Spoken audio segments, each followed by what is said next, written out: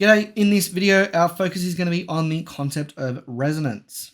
This is going to be allowing us to finish off inquiry question 2 on how waves behave. We're looking at, in particular, dot point 3, where we're going to need to look at resonance in mechanical systems and how it works. This information, what we're covering today, is going to allow us to conduct a bit of an investigation into resonance. And we're going to be learning about things such as driving frequency, natural frequency, amplitude of motion, as well as how energy within the system can be transferred or transformed. So today, what we're going to do first is distinguish between free or natural vibrations and their counterparts, forced vibrations. We're going to look at resonance in particular and relate it to what we call driving and natural frequencies. They're quite closely related to these free or forced vibrations. And then we're going to also look at how wave energy can be transferred or transformed within those various physical systems as well. So first off, when looking at free or natural vibrations, what we say is that they occur when an object is displaced and released, leading to the object oscillating by itself. The oscillation itself is going to depend on the material, mass, or dimensions. So for example, in this first animation, if we were to take this box, pull it down or push it up, and then allow the box to just oscillate by itself, we call this a free vibration.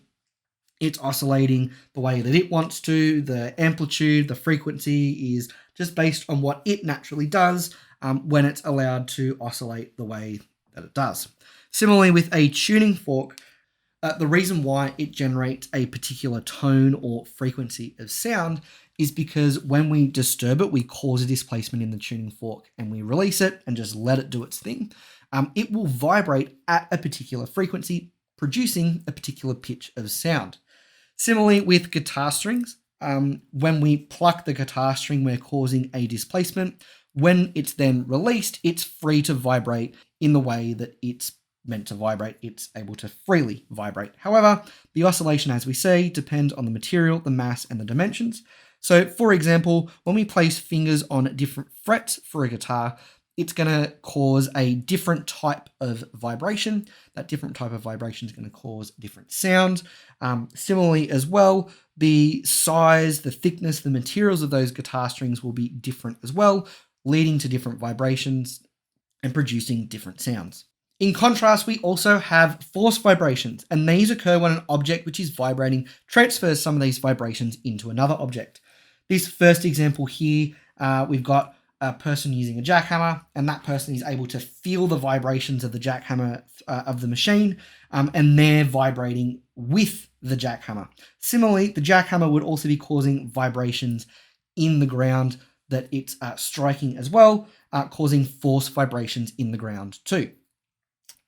Back to our tuning fork theme, we also have here what we call a resonance box, suggesting that these force vibrations that I'm talking about are going to be somewhat connected to this concept of resonance.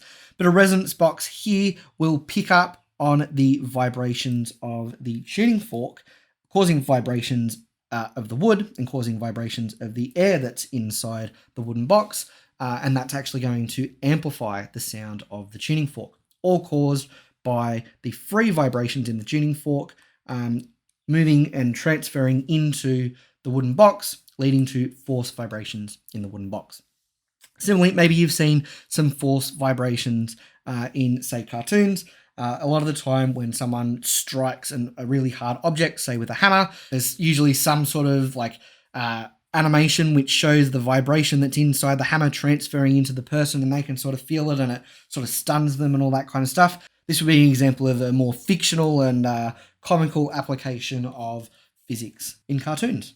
So when looking at resonance, a concept that's really important to understand is natural frequency, and it's related to our free vibration. So natural frequency is the frequency at which the object freely vibrates. So for example, this tuning fork here is C256, meaning that it's playing not only the note C, but the note C that is caused by sound vibration at 256 hertz.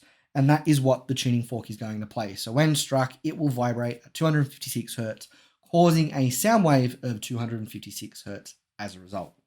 The other kind of frequency that we need to talk about with resonance is the driving frequency. And this is the frequency of an object which will cause force vibrations in another. So if I was to strike a tuning fork, it's going to be vibrating at a set frequency, and that's going to cause force vibrations, say in this resonance box when there's contact between them, which will also lead to vibrations of the same frequency. So for example, if we had the tuning fork making vibrations at 256 hertz, that's going to make vibrations of 256 hertz in the wooden box as well, if we were to place that tuning fork into the resonance, into the little slot for the resonance box.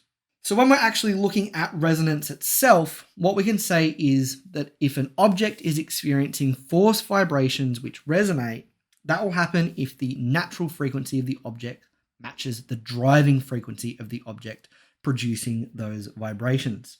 So in the instance here with the tuning fork and the resonance box, this box actually has the right shape and size to resonate with the matching tuning fork. So if you have a resonance box that is meant to work with, say, a C256 tuning fork, then what's happening in here is the driving frequency coming from the tuning fork that's being forced into the resonance box is meant to match the natural frequency of the resonance box. So the natural frequency of the resonance box here should also be 256 hertz, which is going to cause this really, really, really large resonance. And what that results in is amplification of those vibrations. So not only are you making the object vibrate at the same frequency, but because it matches the object's natural frequency, that's going to cause continued increase in amplitude of those vibrations. So when we talk about resonance in, say, a wine glass, if you can get a sound with the right frequency, which matches the natural frequency of the wine glass, it's going to make it vibrate more and more and more and more until the vibrations are so intense that it causes the glass to shatter.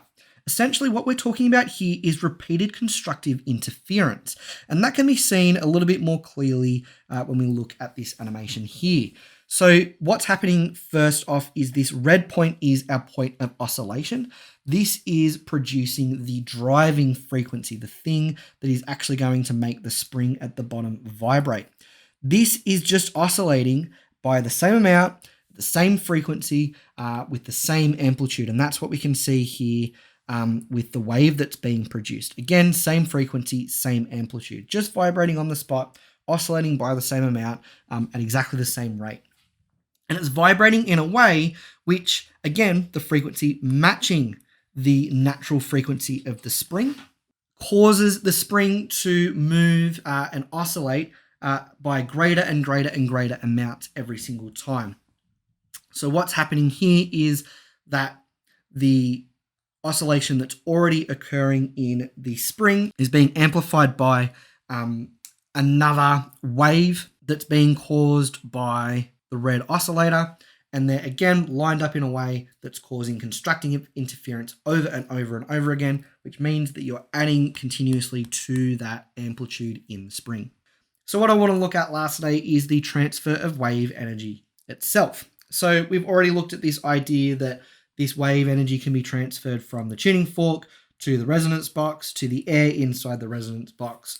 And because the tuning fork and the wooden box itself are designed to have matching driving and natural frequencies, we end up with a big, big amplification of sound, which makes it really easy to hear. However, we can also look at the idea that this sound energy could be transferred into another resonance box and tuning fork.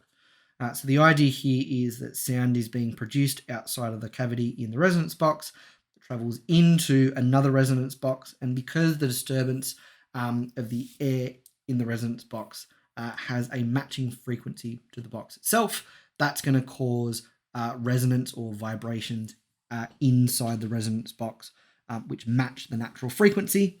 That's going to cause vibrations in the other tuning fork, which again also is going to lead to resonance because the natural frequency of the tuning fork matches the force vibration which is occurring in the resonance box below it, and that's going to cause resonance and further amplification of the tuning fork, which is going to cause it to vibrate. This is an experiment that we'll try and do in class. Thank you very much. In the next video, we're going to be focusing on the properties of sound waves.